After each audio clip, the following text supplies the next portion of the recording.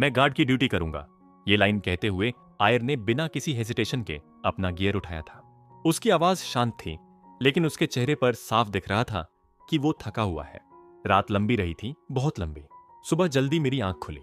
आंख खुलते ही जो पहला चेहरा दिखा वो किम हायून का था। एक पल के लिए मैं कुछ बोल ही नहीं पाया।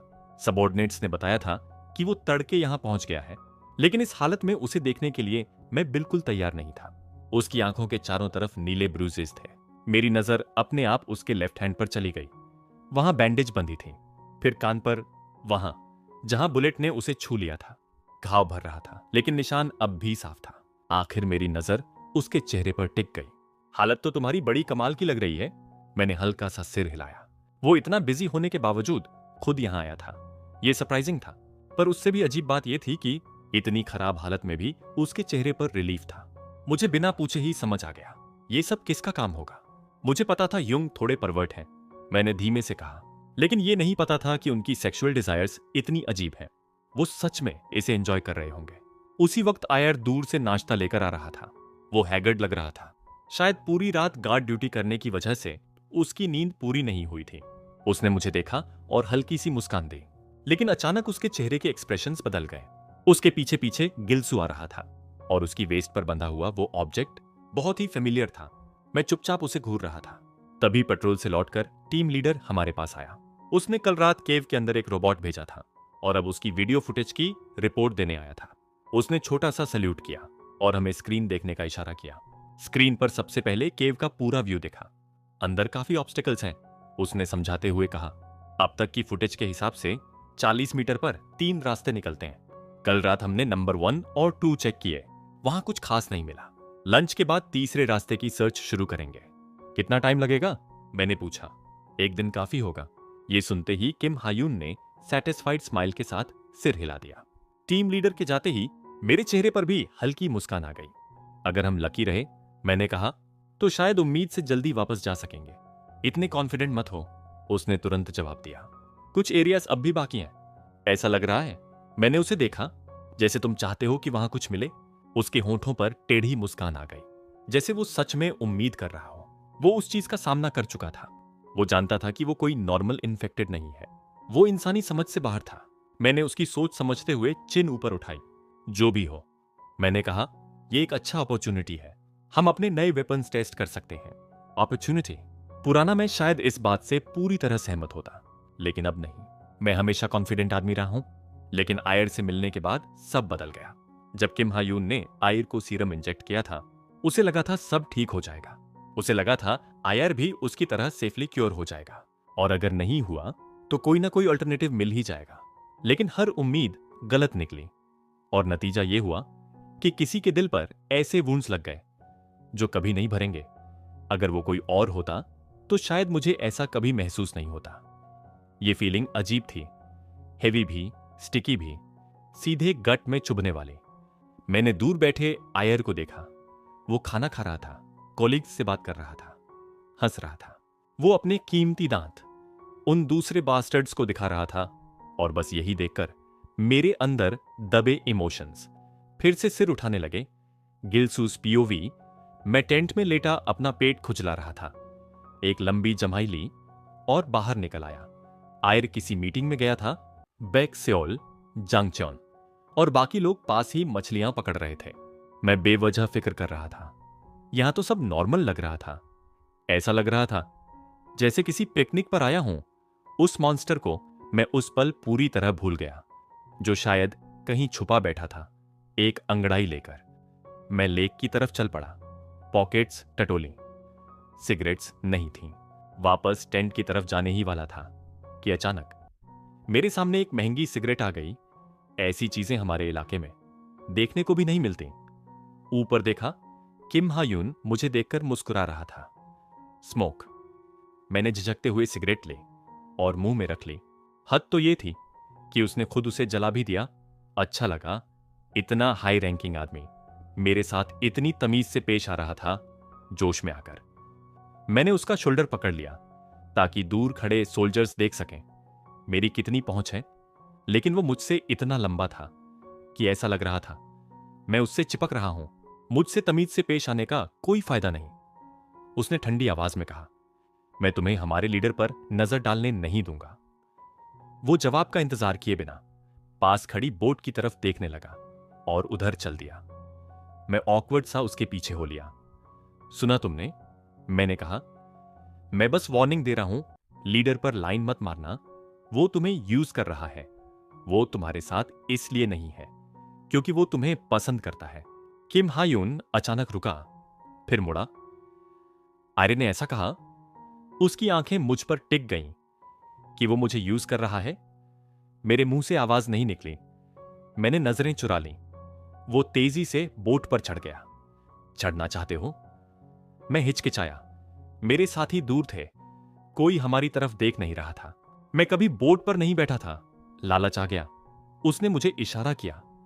इतने लोग हैं, मैंने सोचा, ये क्या ही कर लेगा। मैं बोट पर चढ़ गया। उसने इंजन स्टार्ट किया। मोटर की आवाज गूंजी। पानी पीछे लहरों की तरह छूट गया। बोट तेजी से आगे बढ़ी। ठंडी हवा अच्छी लग रही थी। मैं बस मजा ले ही रहा था कि महसूस हुआ हम बहुत दूर आ चुके हैं। स्पीड कम हुई। बोट धीरे से रुक गई। इतनी दूरी पर मेरे साथी चींटियों जैसे लग रहे थे। नीचे देखा, पानी गहरा नीला था, इतना गहरा कि अंदाजा लगाना मुश्किल।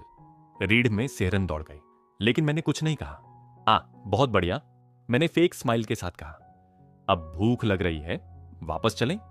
किम हायून ने सिगरेट निकाली, जलाकर मुंह में रखी, बालों को पीछे किया और सामने देखता रहा। हे, मैं चिढ़ गया। सुन रहे हो? वो मेरी तरफ मुड़ा और मुस्कुराया। एक छोटा पंख मुझसे इनफॉर्मल बोल रहा है। उसने सिगरेट झील में फेंक दी। धुएं के बीच उसके होंठों का कोना ऊपर उठा हुआ था। मैंने पीछे देखा, कोई नहीं था। पीछे देखने का फायदा नहीं, उसने कहा, लंच का वक्त है। तो क्या? मैंने घबराकर कहा, तुम मुझे मार दोगे?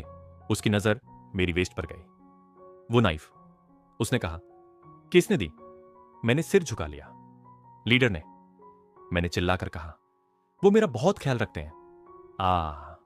वो बोला। वाकई? मैं और जोर से बोला। वो मुझ पर भरोसा करते हैं। उसने सिर हिलाया। ठीक है, वो बोला। फिर मैं कुछ नहीं कर सकता। उसने बोट मोड़ी। मुझे लगा हम वापस जा रहे हैं, लेकिन अचानक एक शार्प टर्न, बोट घूमी, एक तरफ झुकी। मैं गिरने ही वाला था। सीट बेल्ट पकड़ने की कोशिश की और उसी पल उसने मुझे देखा। Good bye. उसने मुझे लात मारी और मैं बर्फीले पानी में गिर गया। मैं तैर सकता था। बोट की तरफ बढ़ा, लेकिन उसने मेरे बाल पकड़े और मुझे पानी के अंदर दबा दिया। सांस टूटने लगी। आंखों के आगे अंधेरा छा गया। मुझे लगा मैं मर जाऊंगा। और तभी उसने मुझे ऊपर खींचा। मेरी आंखें लाल थीं। मैं हाँफ रहा था। वो मुझे ऊपर से देख रहा था। उसकी आंखों में अब कोई मुस्कान नहीं थी, सिर्फ किलिंग इंटेंट। उसके हाथ में वही नाइफ थी। मैं आखिरी बार पूछ रहा हूं, उसने कहा। सीधा जवाब देना। कौन? किसका ख्याल रखता है? आयरे का पीओवी। मैं गार्ड की ड्यूटी करूंगा। यह बात मैंने कह दी थी, लेकिन दिल वहां नहीं था। नजर बार बार झील की तरफ जा रही थी। सब कुछ जरूरत से ज्यादा शांत लग रहा था। जांग चोन, बेक सियोल, गांगसन और बाकी लोग सूखी लकड़ी जमा करके आग जला रहे थे। आग की गर्मी धीरे धीरे स्किन तक पहुंच रही थी। पकड़ी हुई मछलियों को लंबी स्टिक्स में लगाकर आग के सामने खड़ा किया गया। थोड़ी दूरी पर सोल्जर्स खड़े थे, आपस में धीमी आवाज में बात कर रहे थे। कई दिनों बाद मछली खाने का ख्याल ही सबको खुश कर रहा था। झील में मछलियां उम्मीद से कहीं ज्यादा थीं। कुछ तो इतनी बड़ी कि एक आदमी की फोरआर्म जितनी। बकेट के अंदर वो अब भी फड़फड़ा रही थीं। बैक सियोल ने सोचा कि लौटते समय बाकी साथियों के साथ भी बांटेंगे। जहां हम रहते थे वहां पानी इतना गंदा था कि मछली देखना नामुमकिन था, लेकिन यहां पानी साफ था, गहरा और अजीब तरह से शांत। अगर पहले पता होता तो शायद भूखा नहीं रहना पड़ता। तभी बैक सियोल की हरकत पर सबका ध्यान गया। उसने बकेट में हाथ डाला और एक काली चीज बाहर निकाली। आकार बेबी की फिस्ट जितना था, जेली जैसा, गोल और फिसलन भरा। वो थोड़ा परेशान दिखा। भैया, आपने कभी ऐसा कुछ देखा है? जांगचौन पास आया। उसने उसे ध्यान से देखा। मछली का अंडा लगता है, लेकिन अंडा इतना बड़ा होता है? आमतौर पर नहीं। वो कुछ देर सोचता रहा, कहीं मेढक का अंडा तो नहीं, लेकिन वो चीज कुछ ज्यादा ही बड़ी थी। गैंगसन भी पास आ गया। जिज्ञासा में उसने नाइफ निकाली और उसे काट दिया। कटते ही अजीब सी नरम आवाज आई। उसी पल सड़ी हुई बदबू फैल गई। काला चिपचिपा लिक्विड बाहर निकला। छोटे छोटे गांठें थीं। जंगचौन ने उंगलियों से एक उठाई। वो लटक गई, जैसे बहुत समय पहले मर चुकी हो। ये मछली नहीं है और मेढक भी नहीं। उफ, बदबू। इसे अभी आग में डाल दो, कहीं इन्फेक्शन ना हो जाए। जांगचौन ने उसे तुरंत आग में फेंक दिया। अंगारे लाल हो गए। उसने बकेट के पानी से हाथ धोए और फिर बाकी मछलियों में लग गया। तभी मुझे पीछे कुछ महसूस हुआ। मुड़कर देखा तो गिलसू था, पूरा भीगा हुआ, आंखें धंसी हुई, चेहरा सफेद। ऐसा लग रहा था जैसे किसी ने उसे बुरी तरह घसीटा हो। क्या हुआ? पानी में गिर गए थे? मछली पकड़ने गए थे क्या? गिलसू आग के पास आकर बैठ गया, कांप रहा था। मुझसे कुछ मत पूछो। उसके दांत भींचे हुए थे। उसकी आंखों में डर साफ दिख रहा था। किम हायुन की वो मुस्कान और धमकी। अगर कुछ बताया तो सच में मछलियों का खाना बना देगा। कल बोट लेकर और अंदर मछली पकड़ सकते हैं। ये जांगचौन था। गिलसू ने आग पर सिकती मछलियों को देखा, फिर झील की तरफ, जैसे उसे कुछ याद आ गया हो। जब वो पानी में गिरा था, उसने नीचे कुछ काला सा देखा था। हिल नहीं रहा था, शायद पत्थर, लेकिन मन बेचैन था। मैं इसके खिलाफ हूं, गांगसन बोला।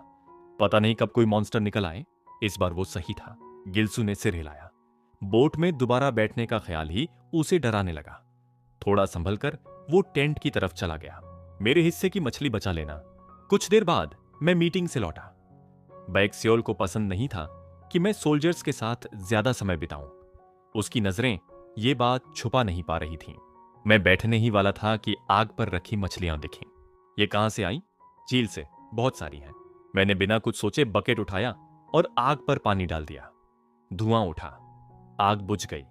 मेरी मछली, हम मिशन पर हैं। आग जलाना ठीक नहीं। और ये मछलियां मैं तो नहीं खाऊंगा। क्यों? गांगसन ने पूछा। कहीं ये खाकर हम भी बदल ना जाएं। माहौल अचानक भारी हो गया। लोग धीरे धीरे दूर हटने लगे।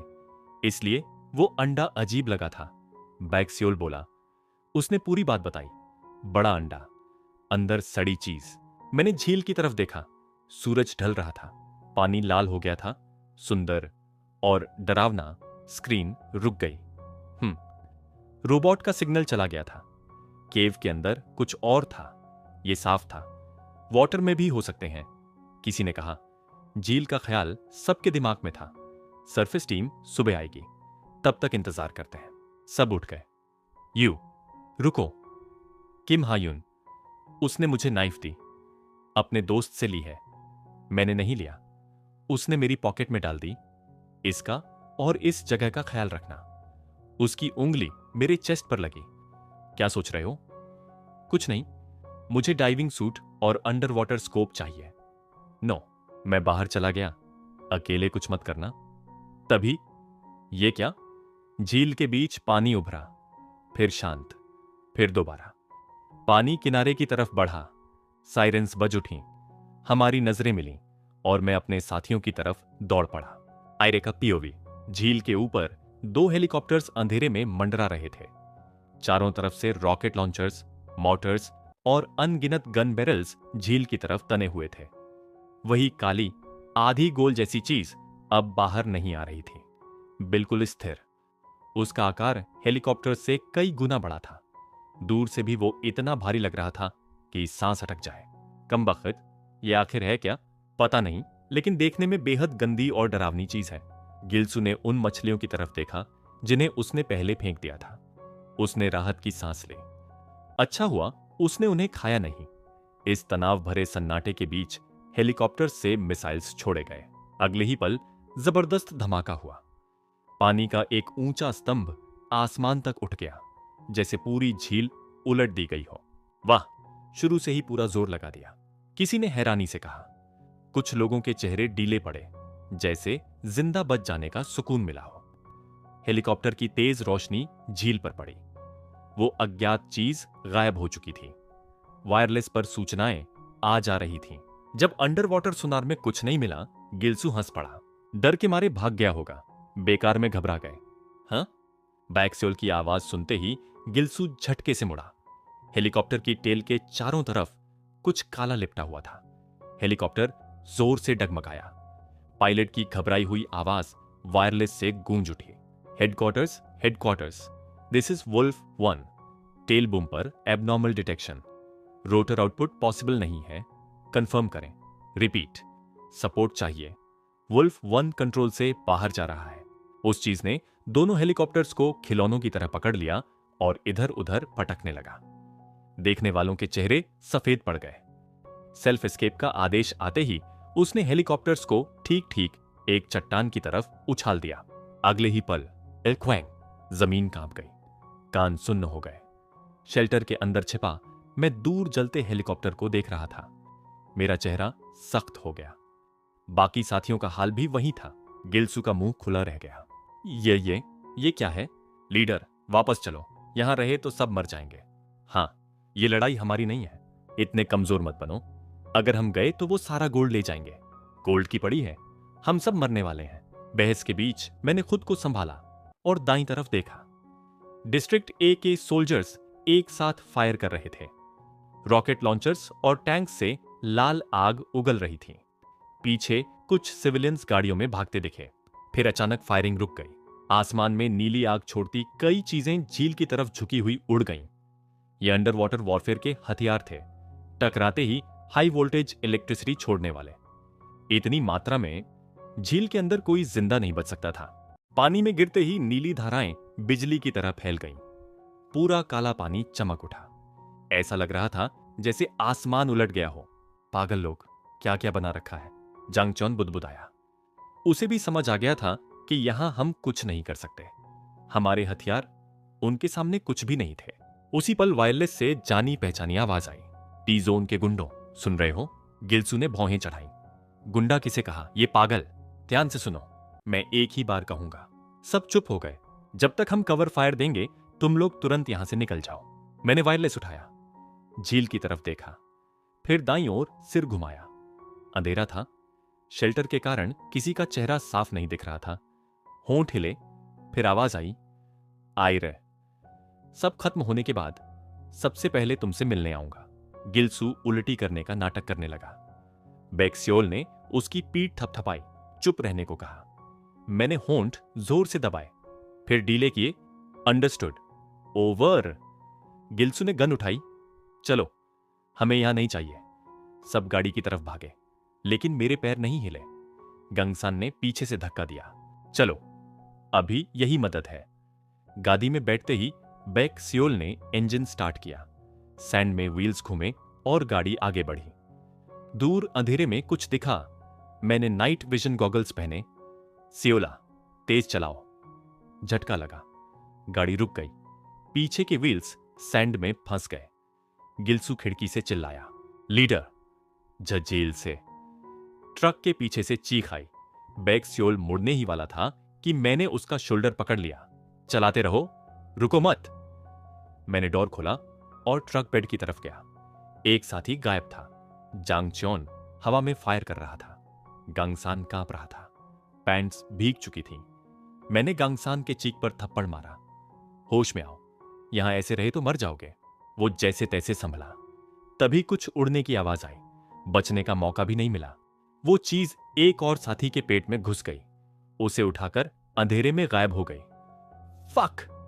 गिल्सू के पैर लड़खड़ा गए। सब पैनिक में थे। मैं बिना सोचे ट्रक के नीचे कूद गया। लीडर, क्या कर रहे हो? कवर करो, मैं कुछ करता हूं। बाकी लोग पागलों की तरह फायर करने लगे। दूर एक्सप्लोजन हुआ। डिस्ट्रिक्ट ए आग में डूब रहा था। रोशनी में सब साफ दिखने लगा। डर ऐसा जो जिंदगी में कभी महसूस नहीं किया था गादी सेंड से निकली। बैक्स्योल ने ब्रेक मारी। गिल्सू ने हाथ बढ़ाया। लीडर, जल्दी। मैंने डिस्ट्रिक्ट ए की तरफ देखा, दांत भींचे। सियोला, चलाओ। क्या? मैं आ जाऊंगा, तुम सबको बचाओ प्लीज। गिल्सू और गांगसन गालियां दे रहे थे। बैक्स्योल ने सिर हिलाया। ट्रक आगे बढ़ा। उसी पल एक टेंटिकल उस पर झपटी। मैंने फायर किया और गाड़ी की उल्टी दिशा में भागा। पीछे देखा, ट्रक अंधेरे में खो गया। भागते भागते सांस टूट गई। मेरे सामने नरक था। अनगिनत टेंटिकल्स पेड़ों की जड़ों की तरह फैले थे। हर तरफ एक्सप्लोजन्स। सोल्जर्स खींचकर झील में जा रहे थे। बॉडी फट चुकी थी। स्पाइन में ठंड उतर गई। पसीना बहने लगा। मैंने अनजाने में अपने गले का क्रॉस पकड़ लिया। वायरलेस पर रिट्रीट का आदेश आया, लेकिन भागना आसान नहीं था। फटे हुए बॉडीज के बीच एक जाना पहचाना चेहरा, एसीओ यंग जन, सिर खून से लथपथ। सांस टूट रही थी। मैं पास गया। हाथ कांप रहे थे। आसपास कुछ नहीं था। मैं घुटनों के बल बैठ गया। उसने मुश्किल से आंखें खोली। तुम गए क्यों नहीं? मैंने जल्दी से उसका बेल्ट खोला। ठंड लग रही है, प्यास लगी है। मैंने मुस्कान खींची। आंखें जल रही थीं। बेल्ट से उसकी जांग कसकर बांधी। नी के नीचे की टांग गायब थी। क्या मैं बहुत बुरा हूं? मैंने सिर हिलाया। थोड़ा और सह लो, हॉस्पिटल ले जाऊंगा। मैंने पास पड़ा ब्लैंकेट उसके ऊपर डाला। शेल्टर की तरफ ले जाने ही वाला था कि एक डरावनी हवा चीरती आवाज, ओ शिट। मैं मुड़ा। किम हायून, उसके पेट में टेंटिकल घुसा था। वो हंसने की कोशिश कर रहा था। भागो। उसने वेस्ट से ग्रेनेड निकाली, दांतों से पिन खींची। आह! मैंने हाथ बढ़ाया और वो अंधेरे में गायब हो गया। मैं दौड़ा, लेकिन झील के बीच जोरदार धमाका हुआ। लाल आग आसमान तक उठ गई।